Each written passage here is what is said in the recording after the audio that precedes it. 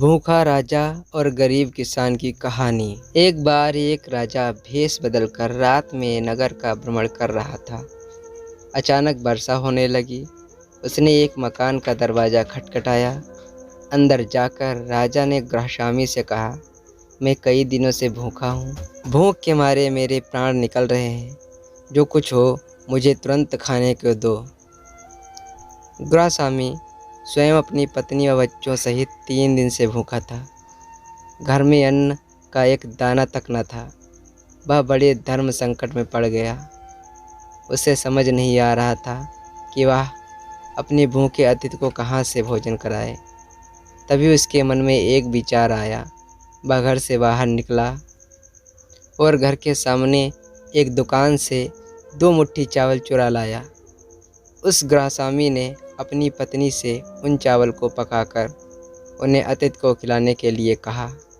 अगले दिन दुकानदार ने राजा से पड़ोसी की शिकायत की और कहा कि उसने दुकान से चावल चुराए हैं। राजा ने तत्काल उस व्यक्ति को बुलाया और चावलों की चोरी के बारे में पूछा।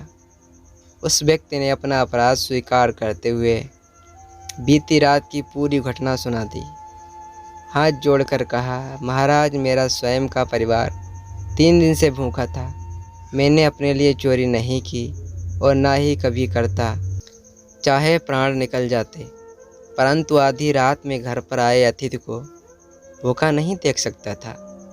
राजा यह सुनकर बहुत दुखी हुआ। उसने बताया कि अतिथि वह स्वयं था। फिर उसने उस दुकानदार को बुलाया और पूछा कि क्या उसने अपनी दुकान से पड़ोसी को रात में चावल चुराते हुए देखा था।